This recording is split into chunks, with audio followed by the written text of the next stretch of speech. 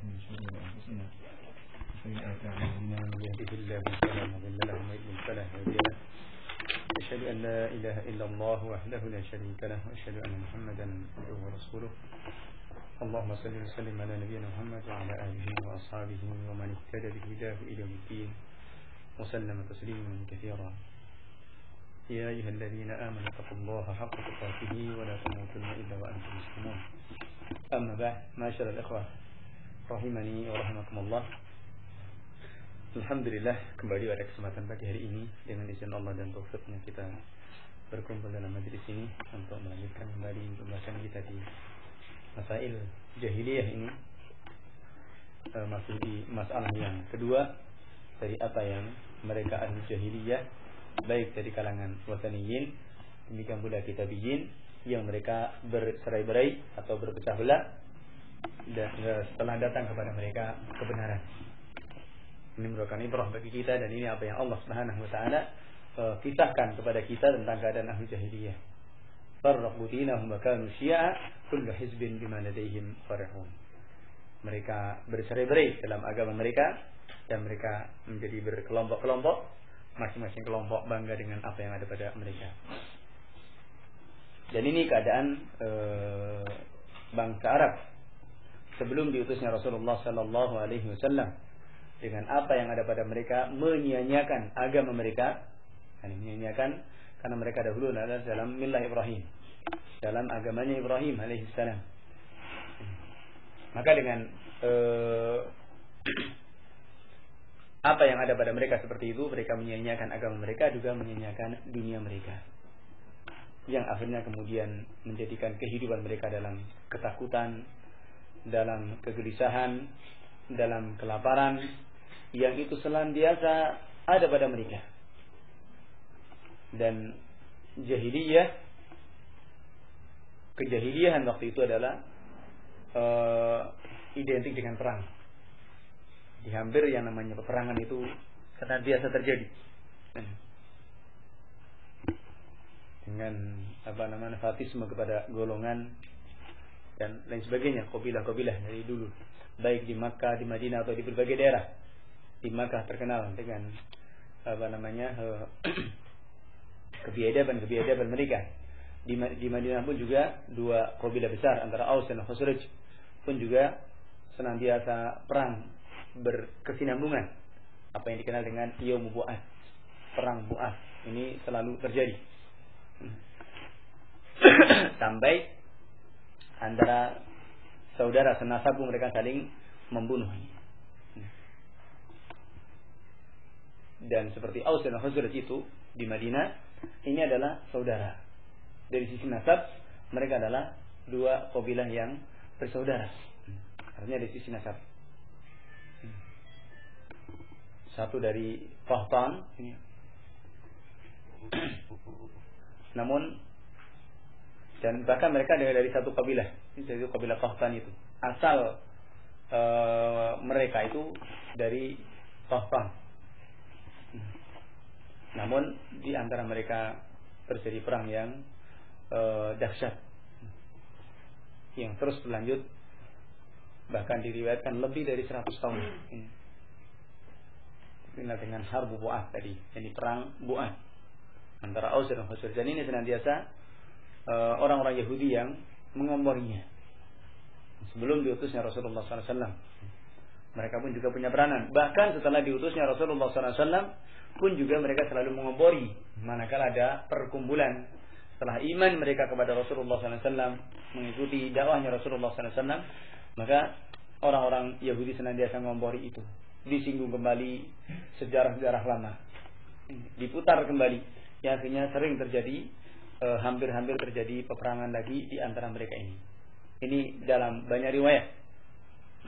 Namun kemudian antara mereka ketika sudah mulai pertentangan, sudah mulai panas-panasan, maka kemudian orang-orang Muhajirin lewat kemudian mengingatkan, dan Rasulullah lewat kemudian mengingatkan mereka, yang kemudian redam.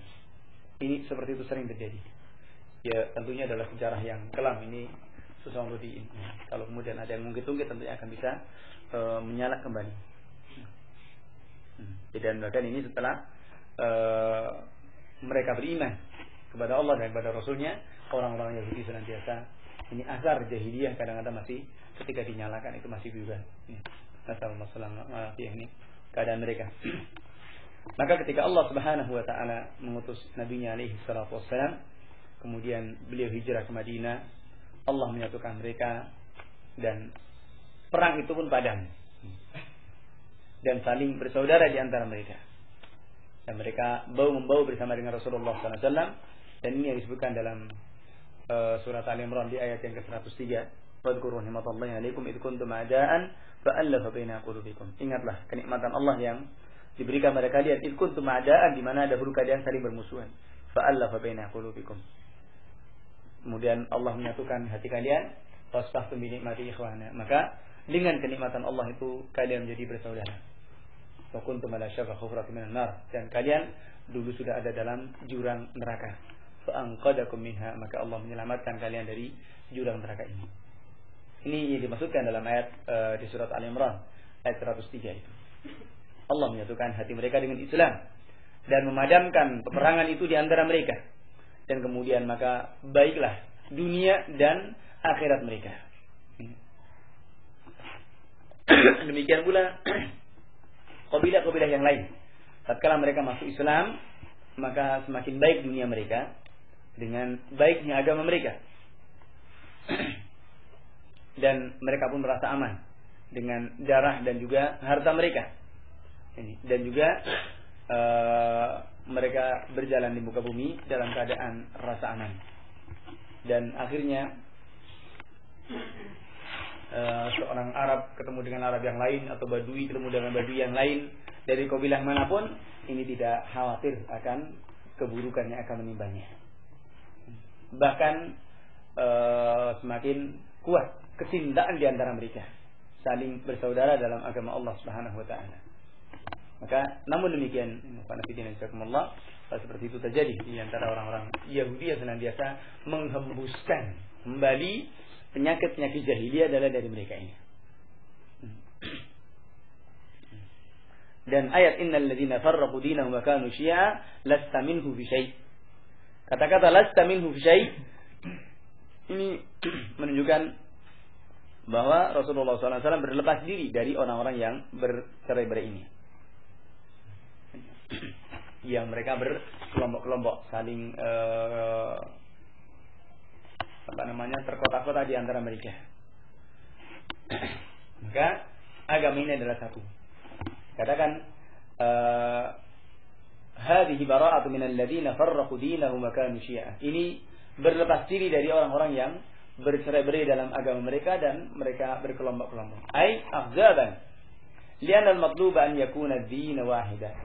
Tentunya keharusan adalah agama itu satu. Wa an yakuna an-nas jama'atan wahidatan 'ala ad-din. Hendaknya manusia itu satu jamaah saja dalam agama ini. Hada huwa alladhi amara Allah bihi subhanahu wa ta'ala. Ini diperintahkan oleh Allah Subhanahu wa taala untuk kita bersatu dalam Islam. Faman kana kadzalika far-rasul sallallahu alaihi wasallam yuwalli wa huwa waliyuh. Maka barang siapa yang seperti itu Rasulullah sallallahu alaihi wasallam yang menjadi walinya. Dan beliaulah yang menolongnya. Amma man farraqa dinahu wa baqiya 'ala an-niza', adapun orang yang bercerai-berai dalam agamanya dan terus bermusuhan, berselisih dan terus berada dalam perkara jahiliyah, maka Rasulullah SAW berlepas diri darinya. Artinya di sini, kalau kita sudah masuk Islam dan kita alhamdulillah sudah Islam, kemudian masih tetap bercerai-berai, berselisih, ini Rasulullah SAW akan berlepas diri dari kita. Karena Rasulullah Allah mengatakan lasta minhum fi syai'. Engkau tidak ada urusan dengan mereka. Hanya kemudian di sini apa yang dimaksudkan dengan ikhtilaf dalam masalah ini? Karena itu kita harus tahu hakikat perpecahan, hakikat perselisihan. Maka kalau kemudian dalam masalah-masalah fikih ini bukan tidak masuk dalam itu. Artinya perselisihan dalam masalah-masalah fikih ini khilaf yang mesti ada. Dan itu semenjak zaman para sahabat dahulu sampai sekarang. Masalah fikih. Dan ini tentunya apakah kemudian khilaf dalam masalah fikih ini sudah khilaf yang tercela? Kemudian beliau menjelaskan, qala Al-ikhtilaf ala qismain. Perselisihan itu ada dua macam. Yang pertama, al-ikhtilaf fid-din. Berselisih dalam agama. Kal-ikhtilaf fil ibadah wal aqidah. Seperti berbeda berselisih dalam ibadah dan dalam akidah. Wa hadha ikhtilafun madhmumun wa muharram. Ini ikhtilaf, perselisihan yang tercela dan diharamkan. Lianna ad-dina laysa lahu majalan li-ijtihad. Karena agama ini tidak ada celah untuk ijtihad dalam masalah akidah. Juga tidak ada celah untuk berpendapat. Bahkan agama ini dibangun pada tauqifi. Artinya kita terima beres, ada aturan, ada perintah, kita jalani. Masalah ibadah, masalah akidah ini. Masalah akidah ini tidak adalah masalah yang tauqifiyah. Tidak ada majal, tidak ada celah untuk ijtihad.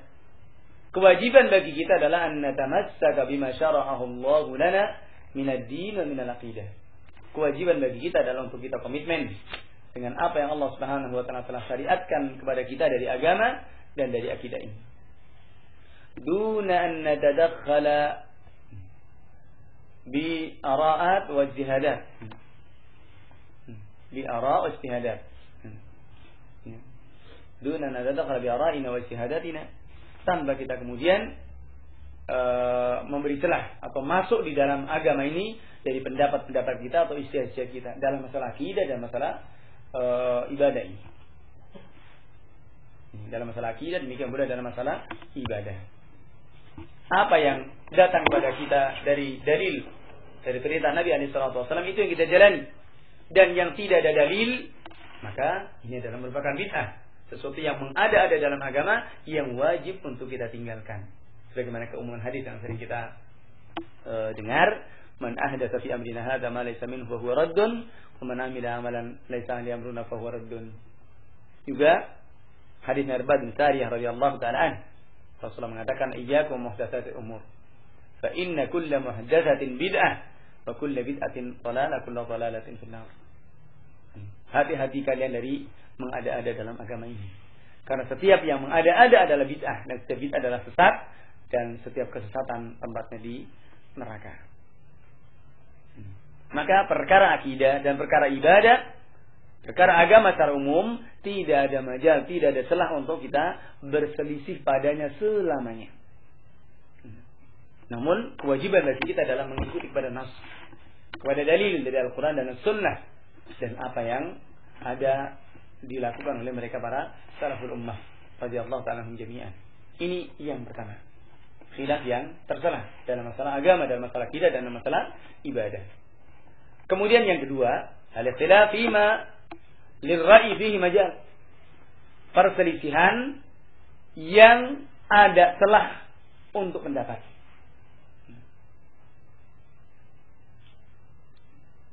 Atau ada yang memang dibolehkan padanya beristihad dalam masalah-masalah fiqhiyah, dalam masalah istinbatul ahkam, pengambilan hukum dari dalil-dalil yang ada.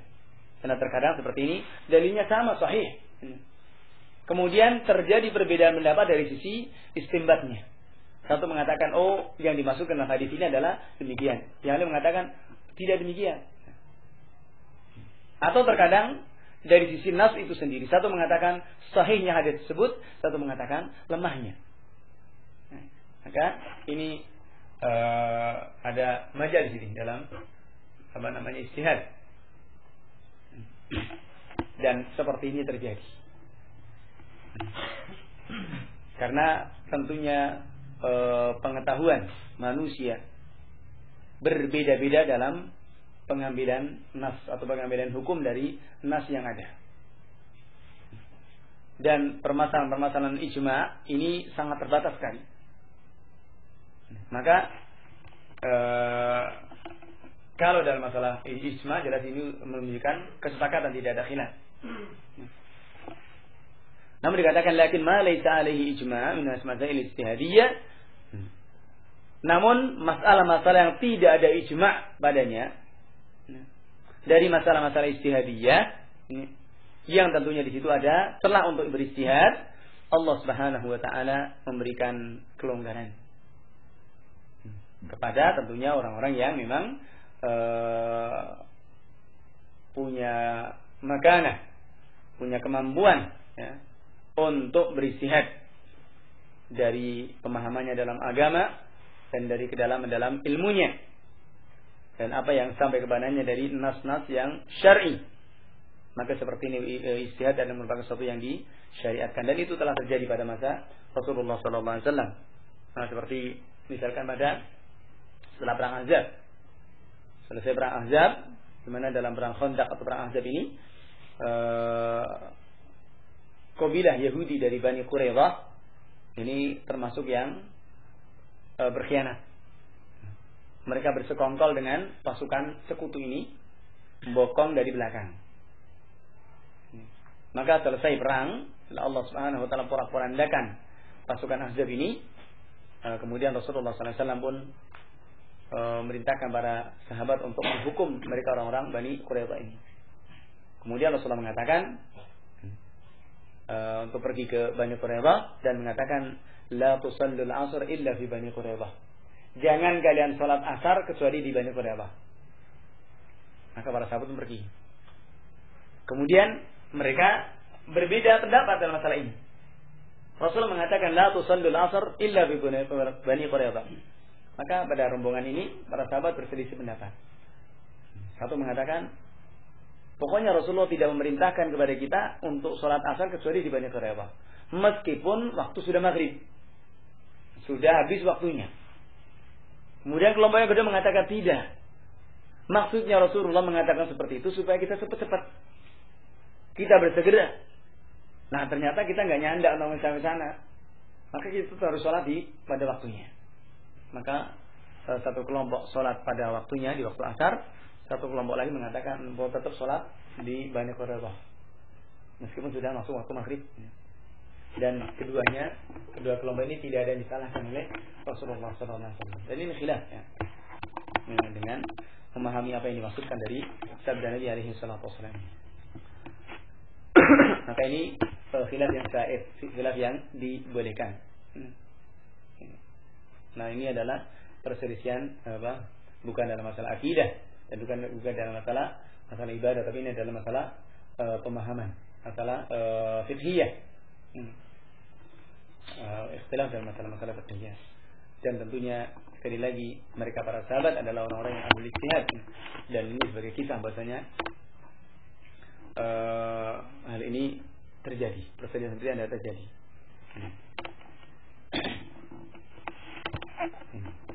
Mereka pun beristihad dan juga mereka terkadang berbeda istihadnya. Qala wa hadha al-ijtihad ala qismain, kata Syekh Shalih Al-Fauzan, bahwasanya istihad ini terbagi juga menjadi dua bagian. Yang pertama,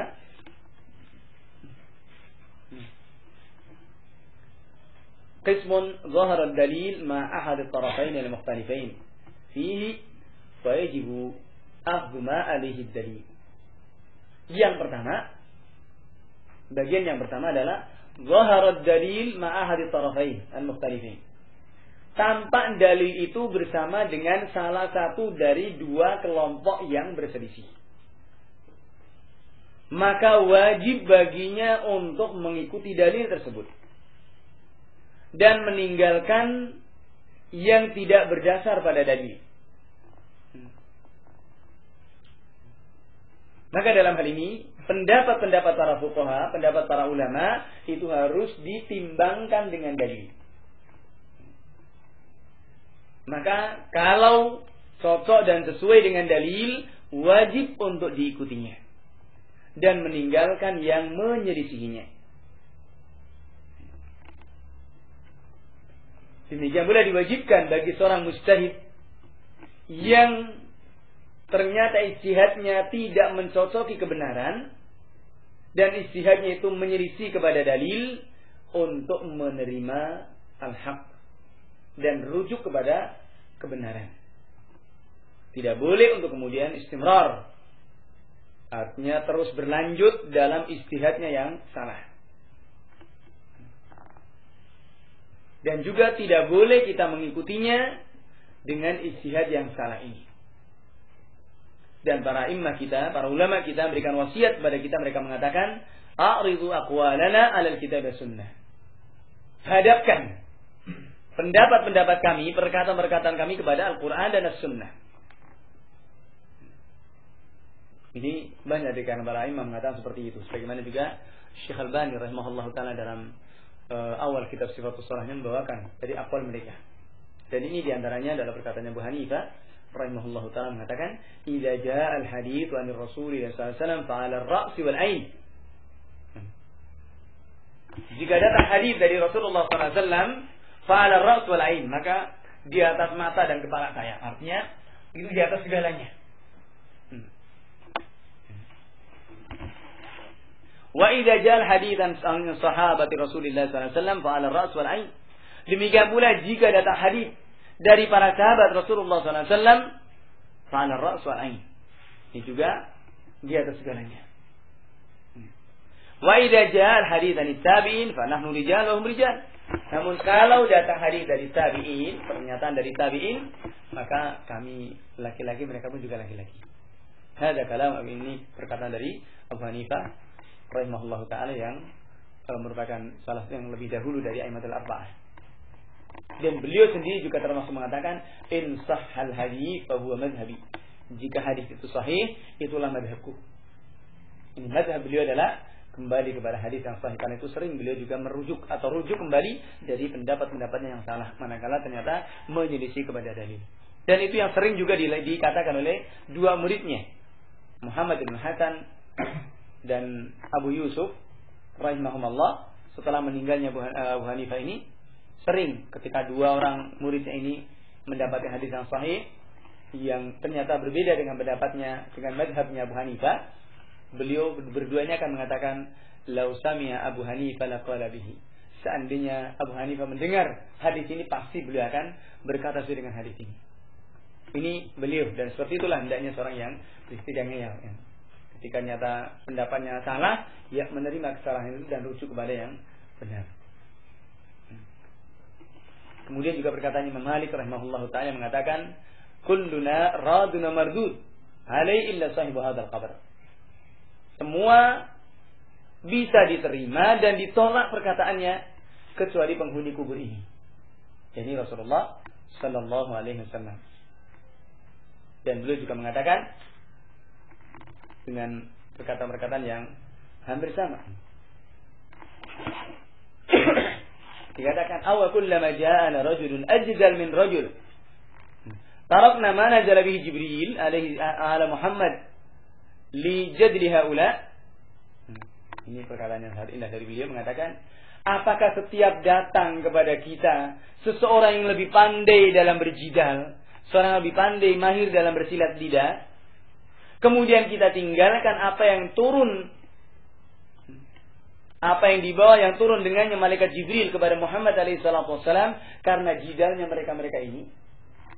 Ini kata Imam Malik mengingkari kepada orang-orang yang mengikuti kepada pendapat manusia dan meninggalkan kepada nas. Dan beliau sendiri mengatakan, la yasruhu akhiru hadhil ummah ma aslaha awwaluha. Tidak akan jadi baik akhir daripada umat ini kecuali dengan mengikuti kepada apa yang telah baik dari generasi pertamanya. Yang pertama mereka ini, dan ini perkataan Al-Imam Malik rahimahullahu ta'ala. Dan yang membuat islah, membuat baiknya generasi yang pertama itu adalah Al-Quran dan As-Sunnah. Yang membuat baiknya generasi pertama ini, para sahabat, adalah Al-Quran dan As-Sunnah. Ini berkata Imam Malik rahimahullahu ta'ala. Kemudian kita lihat perkata Imam Syafi'i rahimahullahu ta'ala, beliau mengatakan, ajma'al muslimun ala anna man istabanat lahu sunnatu Rasulillah sallallahu alaihi wasallam lam yakun lahu an yada'aha liqauli ahadin. Kaum muslimin telah ijma', sepakat bahwa barang siapa yang telah jelas baginya sunnah Rasulullah sallallahu alaihi wasallam, lam yakun lahu an yada'aha, tidak boleh baginya untuk meninggalkan sunnah itu karena perkataan seseorang. Ini beliau rahimahullah ta'ala Perkataan sangat kuat sekali. Artinya kalau toh itu adalah perkataan seorang ulama besar, kalau ternyata menyelisih kepada dalil, maka tidak boleh untuk meninggalkan sunnah, tidak boleh meninggalkan dalil, meskipun harus berselisih dengan orang yang ulama yang besar. Dan beliau sendiri secara pribadi mengatakan, "Idza khalafa qawli qaula Rasulillah sallallahu alaihi wasallam, fadribu biqauli ardhal ha'id." Jika perkataanku menyelisih sabda Nabi alaihi salatu wassalam, maka buanglah di balik tembok itu. Ini supaya dibuang pendapatku ini. Kata pendapat Imam Syafi'i rahimahullahu taala. Dan beliau juga termasuk berkata perkataan yang sama dikatakan oleh Imam Abu Hanifah, "In sahhal hadits fa huwa madhhabi." Jika hadis sahih, itulah madhabku. Ini perkataan dari Imam Syafi'i rahimahullahu taala, dan banyak lagi perkataan yang lain dari beliau. Kemudian Imam Ahmad rahimahullahu taala juga mengatakan, "Ajibtu liqaumin arafu al-isnad wa sihhatahu yadhhabuna ila ra'i Sufyan. Wallahu ta'ala yaqul falyahdharil ladzina yukhalifuna an amrihi an tusibahum fitnah wa yusibahum adzabun alim." Ada di al-fitnah atau syirk. La'allahu idza radda ba'du qawlihi, yani Rasul sallallahu alaihi wasallam, an yaqa fi qalbi syai' min az-zayq fa yahlik. Kata Imam Ahmad rahimahullah mengatakan, aku heran kepada sekelompok kaum yang mereka tahu sanad dan tahu kesahihan daripada sanad. Mereka pergi kepada pendapatnya Sufyan Ats-Tsauri, ulama besar, alim. Tahu sanad, tahu hadis, kok pergi kepada pendapatnya Sufyan Ats-Tsauri. Dan Allah Subhanahu wa taala telah berfirman, "Falyahdharil ladzina khalifuna an amrih." Hendaknya hati-hati orang-orang yang menyelisih perintah Nabi alaihi salatu wasallam. An tusibahum fitnah, akan ditimpakan kepada mereka fitnah atau ditimpakan kepada mereka siksaan yang pedih.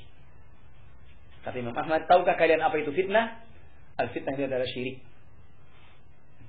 Syirik. Boleh jadi ini. La'allahu idza radda ba'du qawlihi, kalau boleh jadi kalau menolak sebagian dari sabda Nabi alaihi salatu wasallam, akan masuk dalam hatinya kesesatan yang kemudian menjadikan dia binasa. Nasallallahu alaihi wasallam. Dan ini banyak sekali dari perkataan para a'immah. Dan beliau sendiri juga mengatakan, la tuqalliduni wa la tuqallid Syafi'i wa la Tsauri. Jangan taklid kepadaku, jangan taklid pada Syafi'i juga pada Tsauri. Dan ini beliau Imam Ahmad rahimahullah taala. Maka ini dari bagian yang pertama, karena kita lihat perkataan para a'immah. Dan ini kita lihat bagaimana pernyataan-pernyataan daripada a'immah mujtahidin. Mereka berijtihad dalam satu ilmu karena memang punya keahlian untuk berijtihad. Namun mereka sendiri tidak menyatakan pada diri mereka itu maksum, terjaga dari kesalahan. Bahkan mereka memberikan wasiat untuk mengambil dari pendapat mereka yang sesuai dalil. Maka beliau sendiri mengatakan, Syekh Shalih Al-Fauzan mengatakan, "Fayajibu 'ala al-Hambali idza ra'a ad-dalil ma Syafi'i an ya'khudha bi qawli Syafi'i." Maka wajib bagi seorang yang bermadzhab Hambali, jika melihat dalil itu bersama dengan orang yang bermadzhab Syafi'i, untuk mengambil, wajib untuk mengambil pendapatnya mazhab Syafi'i. Demikian pula wajib bagi orang yang bermadzhab Syafi'i, ketika dalil itu bersama dengan mazhab Hanafi, untuk mengambil dalil, mengambil pendapatnya Hanafi ini. Demikian pula wajib bagi orang yang bermadzhab Maliki, ketika melihat dalil itu bersama dengan Hambali, maka wajib untuk mengambilnya dari pendapatnya mazhab Hambali ini. Karena tujuannya adalah ittiba'ud dalil, mengikuti kepada dalil, bukan mengikuti kepada fulan wala allan. Dan juga tidak ta'assub, tidak fanatik kepada para a'immah ini. Namun kita berta'assub kepada dalil saja. Kita fanatik kepada dalil saja. Ini keharusan bagi kita. Dan ini wasiatnya dari para a'immah. Dan kita lihat dari orang-orang sesudahnya Syekhul Islam Ibnu Taimiyah dan juga muridnya Ibnu Qayyim dan juga Imam Da'wah Muhammad bin Abdul Wahhab rahimahumullah taala jami'an, semuanya memerintahkan dengan perkataan yang sama ini. Mereka mengatakan, lihat dari perkataan para ulama dan ambil apa yang tegak padanya dalil. Dan perkataan-perkataan mereka seperti ini juga jelas dalam buku-buku mereka ini. Dan inilah Qanafiddin rahimani wa rahimakumullah, inilah madzhab Ahlussunnah wal Jamaah yang tidak ta'assub. Tidak ta'assub. Namun demikian bukan berarti kita kemudian menolak madhab dan meninggalkan yang begitu saja, itu tidak. Kita mengambil istifadah, mengambil faedah dari madhab dan dari fikihnya para imam. Karena dengan perantara mereka kita ngerti agama dan akan berkembang pemahaman dalam agama kita. Dan ini merupakan tarwah azimah, merupakan harta khazanah keilmuan yang sangat besar. Namun tetap dasar kita adalah ittiba'ud dalil, mengikuti kepada dalil. Barang siapa yang bersamanya dalil, maka kita wajib mengikutinya. Dan ini wajib. Bagi kita yang tidak tahu dalil, juga mesti bertanya kepada ahlinya. Bagaimana Allah merintahkan, fas'alu ahla dzikri in kuntum la ta'lamun. Tanyakanlah kepada ahlu dzikr, kepada ahlinya, jika kalian tidak tahu. Karena tentunya kita menginginkan untuk berlepas diri dari kesalahan. Ini. Kalau kita tahu kebenaran dari dalil, alhamdulillah. Maka jika tidak, maka kita tanyakan saja kepada para ulama. Ini orang yang merupakan ahlinya, dan ini aman, ya. Kita aman. Artinya kita tetap bersikap atau berbuat pun juga berdasarkan kepada dalil, menyandarkan kepada orang yang memang punya dalil, punya alasan. Bukan semata-mata kita beristihad sendiri. Nah, kita siapa kita kemudian sampai kemudian kita beristihad sendiri. Ini masalahnya. Maka ini yang pertama. Manakala istihad yang di sini tampak padanya dalil. Kemudian yang kedua, istihad yang kedua dikatakan al-istihadul fiqhi ma lam yadhhar fihi dalil ma ahadil qaulain. Istihad fikih yang tidak tampak padanya dalil pada salah satu dari keduanya. Artinya ini misalkan dua ulama atau dua kelompok yang berselisih dalam satu masalah, tapi kedua-duanya ada ihtimal. Kedua pendapat ini ada kemungkinan. Maka yang seperti ini tidak boleh diingkari. Adapun kalau yang pertama tadi, kepada yang menyelisih dalil, ijtihad yang menyelisih dalil, ini harus diingkari. Dan kepada menyelisih dalil, wajib mengikuti kepada yang bersamanya dalil. Adapun yang kedua ini, manakala berselisih, ternyata dalam perselisihan ini, kedua-duanya masih ada kemungkinan. Maka seperti ini, tidak bisa diingkari dalam masalah-masalah ijtihad, selagi belum ada kejelasan pada salah satu dari keduanya ini dari dalil.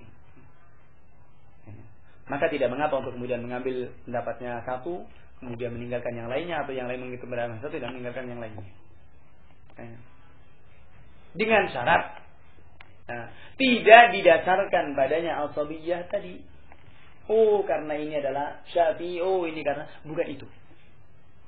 Bukan karena asabiyah, fanatisme yang buta, juga bukan karena hawa nafsu, tapi tujuannya adalah mencari kebenaran.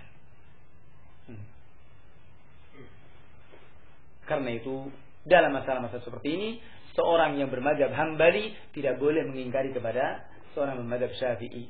Seorang bermadzhab Syafi'i tidak boleh mengingkari kepada seorang bermadzhab Maliki, dan seterusnya. Mereka semuanya adalah bersaudara, para imam ini adalah bersaudara, ya. Dan mereka ini adalah dan juga pengikutnya juga bersaudara sepanjang sejarah seperti itu, dan tidak pernah terjadi permusuhan di antara mereka. Ini para pengikut-pengikutnya a'immatul madzhab ini. Hanya kemudian yang mutaakhirin ini, yang datang-datang berat, yang akhir-akhir ini yang kemudian dimunculkan asabiyah madhabiyah ini. Fanatisme terhadap madhab ini. Seperti yang sekarang banyak terjadi juga. Padahal kalau kemudian kita lihat tidak ada di antara mereka para imam yang tidak ada terjadi perselisihan. Dan sekali lagi kalau itu terjadi ini adalah pada oknum sebagian orang yang muta'assib, yang fanatisme, yang tentunya mereka ini adalah tidak menjadi patokan, karena mereka jumhur para imam dan para pengikutnya adalah mereka saling bersaudara satu dengan yang lainnya. Dan kita lihat Imam Syafi'i misalkan bertemu dengan Muhammad bin Yusuf, dengan Abu Yusuf, dengan Muhammad bin Hasan, dua muridnya Abu Hanifah, pun juga ketemu dan sering diskusi, saling Imam Syafi'i sering kemudian menyampaikan, oh ini dalil, ini Al-Quran, ini Sunnah, ini Al-Quran, ini Sunnah, sering seperti itu ketika di Baghdad. Dan sering juga dua orang ini pun juga kembali kepada dalil rujuk. Ini mereka. Demikian pula Imam Syafi'i dengan Imam Ahmad. Imam Syafi'i mengatakan, engkau lebih tahu tentang sahih dan dhaifnya hadis. Maka jika engkau tahu ada satu hadis yang sahih di negeri mana, Basrah, Kufah, Mesir ataupun manapun, beritahu saya akan tarik. Ini Imam Syafi'i tawadhu'nya. Demikian pula Imam Ahmad. Ya. Imam Ahmad juga seperti itu. Ketika Imam Syafi'i masih ada di Baghdad, maka tidak mau beliau berfatwa. Ini padahal keilmuannya tinggi sekali Imam Ahmad ini. Entah demikian ketika ada pertanyaan nggak pernah mau jawab. Selagi Imam Syafi'i masih ada di Baghdad. Baru setelah kemudian Imam Syafi'i pindah ke Mesir, baru mau. Ini kita lihat bagaimana para imam. Maka ini yang dicontohkan oleh para ulama kita. Seperti itu. Dan juga Imam Malik dikagumi. Para ulama mengatakan la tufti Malik bin Madinah. Jangan berfatwa selagi Imam Malik masih ada di Madinah. Ini terkenal perkataan itu di kalangan para ulama di masa Imam Malik rahimahullah taala. Dan Imam Syafi'i juga tidak segan-segan memuji kepada Muwatta Imam Malik. Dikatakan ashahul kutub ba'da kitabillah. Kitab yang paling sahih setelah Al-Quran adalah Muwatta Imam Malik. Ini tentunya sebelum muncul Sahih Bukhari dan Muslim. Sebelum adanya Sahih Bukhari dan Muslim. Karena Sahih Bukhari dan Muslim kan datang sesudahnya. Dua tabaqah di bawahnya Imam Syafi'i ini. Maka ini Imam Syafi'i rahimahullah ta'ala. Dan seperti itulah keadaan para imam. Maka manakala ini adalah sesuatu yang saif, yang khilaf yang itu adalah dibolehkan, maka tentunya di dalamnya ada kelonggaran. Tidak perlu untuk kemudian kita saling baku hantam atau saling membenci satu dengan yang lainnya gara-gara karena perbedaan pendapat yang ini masih saif tentunya. Pendapat ini masih istilahnya ihtimal, ada kemungkinan. Masih ada kemungkinan. Seperti misalkan masalah mengangkat tangan dalam takbir jenazah atau dalam takbir sholat Id. Mengangkat tangan dalam takbir sholat jenazah dan takbir zawaid yang 7 dan 5 kali pada sholat Id. Ini asalnya memang tidak ada riwayat dari Rasulullah SAW. Tapi ada satu riwayat dari Ibnu Umar radhiyallahu ta'ala anhu. Dan itu diakui dan tidak ada yang menyelisihinya. Maka sebagian mengatakan ini ijma' sukuti. Mengatakan bahasanya tidak mungkin Ibnu Umar melakukan seperti itu kecuali melihat Rasulullah melakukannya. Adapun tidak sampainya hadis yang sahih pada kita, mungkin karena namanya hadis itu kan banyak yang hilang. Ya. Yang dicatat oleh para ulama itu banyak yang hilang. Ada tidak untuk kemungkinan seperti itu. Karena hazanah kaum muslimin ini banyak yang hilang. Dari buku-buku yang ditulis oleh para ulama kita, yang hilang buku hadis khususnya.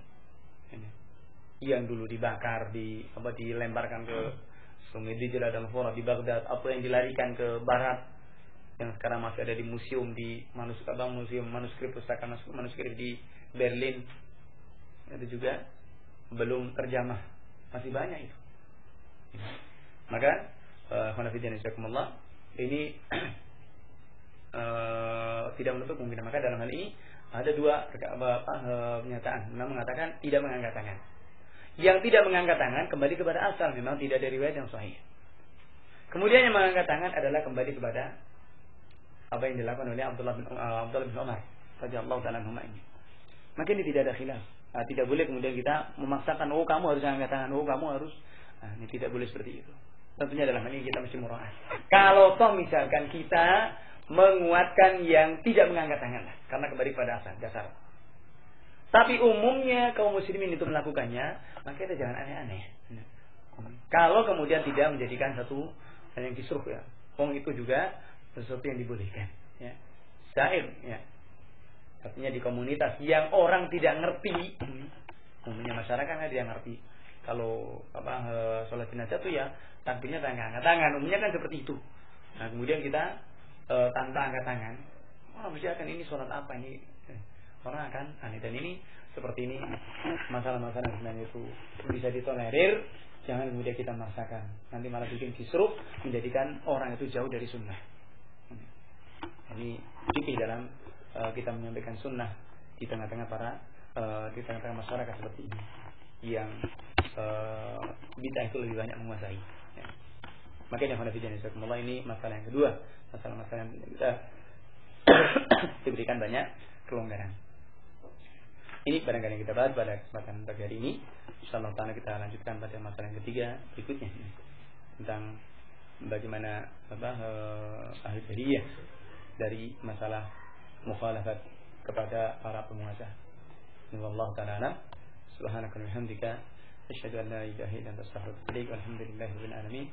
Assalamualaikum warahmatullahi wabarakatuh.